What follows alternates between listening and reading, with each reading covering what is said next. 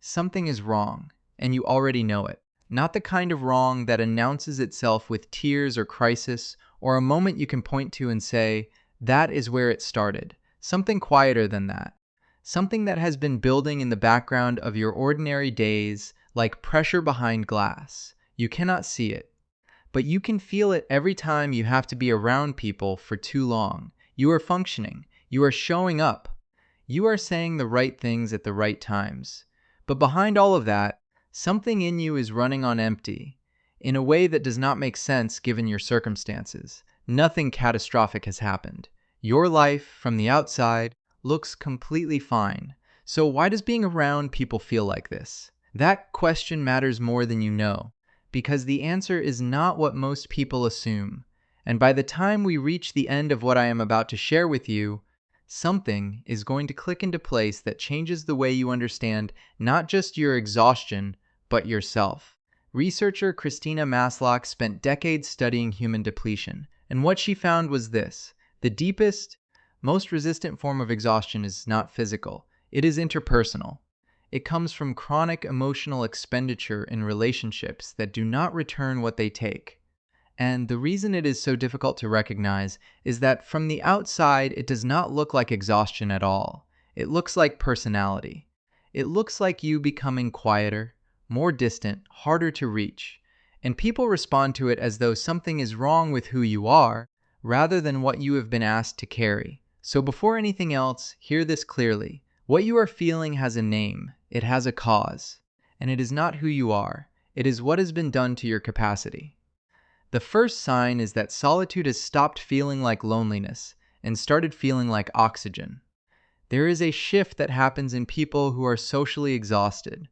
Being alone stops being something you fall into and starts being something you actively seek, not from sadness, from physiological necessity. Dr. Stephen Porges, who developed polyvagal theory, identified something he called neuroception, your nervous system's unconscious, continuous process of scanning the environment for safety or threat. In people who have experienced repeated interpersonal disappointment, this system becomes hypervigilant. It begins registering social environments as low-level threat even when nothing obviously threatening is happening. Solitude becomes the only context where your nervous system finally signals safe, where your muscles stop bracing without you even realizing they had been. You are not antisocial. Your nervous system has learned, through real accumulated experience, that alone is where it gets to stop protecting you. The second sign is that communication has started to feel like a tax you cannot afford. Your phone does not feel like connection anymore. It feels like obligation arriving in small rectangles with no consideration for whether you have anything left to give. You see a message and something in you goes still, not because you do not care, but because responding requires locating an emotional resource you cannot currently find.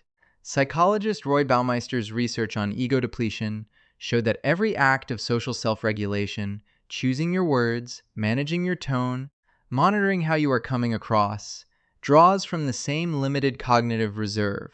When that reserve is chronically low, a two-line text can feel like a task requiring more than you have. This is not laziness, this is rationing. This is a system that has been running on insufficient fuel for so long that it has started making triage decisions about what it can still afford. The third sign will make sense of something you may have been quietly ashamed of. Other people's emotional states are landing on you before you have a chance to process them. Someone enters the room carrying tension, and you feel it in your body before a word is spoken. A friend begins a sentence about something going wrong, and your energy drops almost immediately. You used to be able to hold this. Now you cannot. Neuroscientists point to mirror neurons as part of the mechanism here. These cells fire in response to observed emotional experience, creating a kind of involuntary resonance with what others around us are feeling. In a well-rested nervous system, the prefrontal cortex modulates this response. In a chronically depleted one, that modulation weakens significantly. You are not becoming more sensitive. Your protection is becoming thinner. And there is a profound difference between those two things that most people never think to separate. The fourth sign is that you have quietly stopped trying to be understood, not loudly, not dramatically. Just a slow withdrawal of effort so gradual you almost did not notice it yourself. You used to invest real energy in making your perspective clear. Now a tiredness arrives before you even begin. A knowledge built from specific remembered experiences that the explanation will not land the way you need it to.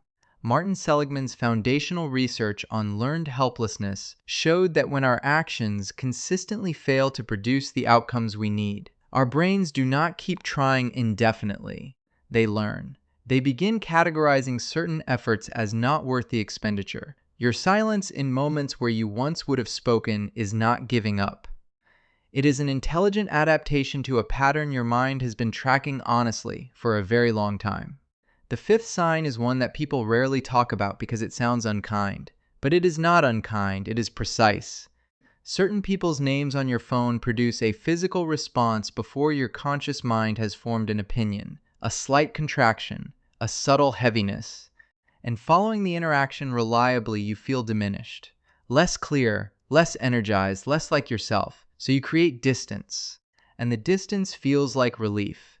This is your limbic system doing exactly what it was designed to do. The limbic system functions as your brain's emotional ledger, storing not just memories of events, but the felt residue of every interpersonal experience you have accumulated. Before a single conscious thought forms, your limbic system has already run the calculation. It knows what this connection costs. That contraction you feel is not irrational. It is precise emotional accounting from a system that has been keeping very careful records on your behalf. Trust it. The sixth sign is that you have developed a hunger for depth that surface interaction no longer touches. You do not want more people. You want a real one, a conversation that goes somewhere true. The specific quality of connection where you say the actual thing you are thinking and something in the other person recognizes it, where you both feel less alone after than you did before. Psychologist Arthur Aaron's research on interpersonal closeness found that what produces genuine felt connection is not frequency of contact but mutual self-disclosure, the experience of being known and knowing in return. Shallow interaction, regardless of how frequent, does not meet this need. It can actually intensify loneliness by providing the social form of connection while withholding its actual substance. You are not asking for too much. You are asking for the one thing that actually works, and not finding it in the places you have been looking. The seventh sign is the one that quietly frightens people most. You are exhausted in a way that sleep does not reach. You can rest for an entire weekend, sleep long and well, and wake up tired in a way that has nothing to do with your body. It lives somewhere behind your eyes. It makes ordinary things feel like they require just slightly more than you have. This is because emotional exhaustion and physical exhaustion are biologically distinct. Sleep restores the body. What it does not restore is the prefrontal cortex's capacity for emotional regulation, when that capacity has been depleted not by physical effort but by chronic interpersonal expenditure. Maslach and Leiter identified this as the defining feature of relational burnout, a tiredness that only responds to one specific thing, not rest in general. Sustained relief from the particular source of drain. You have been trying to fix a specific problem with a general solution, and wondering why it keeps not working. The eighth sign is that you have begun editing yourself into a smaller version before you even open your mouth. Something true rises in you, and before it reaches your lips, passes through a filter so practiced you barely register it anymore. Is this too much? Will this land wrong? So you offer less, or nothing. And the person across from you has no idea they are only receiving a fraction of someone they think they know. Psychologist Dana Jack named this self-silencing. It develops when authentic expression has been consistently met with dismissal or quiet emotional withdrawal. The brain learns. It begins pre-censoring before the cost can be incurred. You did not become less. You were made to make yourself smaller, by rooms that were too small, not by any deficiency in what you were carrying. The ninth sign lives in the quiet moments that have nothing to do with anyone else. A particular quality of afternoon light, a song that reaches something in you that conversation almost never does, the specific piece of a space that belongs entirely to you. These private moments have started carrying more genuine nourishment than most of your social interactions. Mihaly Csikszentmihalyi's research on optimal experience found that genuine restoration requires full absorption, complete present moment engagement with something that demands nothing in return. For someone whose social world has become primarily extractive, these solitary experiences become not escape but medicine. Your nervous system is not retreating from life. It is finding the only available sources of replenishment that do not ask for something back. The 10th sign is that your social world has been contracting quietly and deliberately, not through conflict, not through decisions you consciously made. Connections that were never quite real have been falling away, and the smaller your circle gets, the lighter you feel.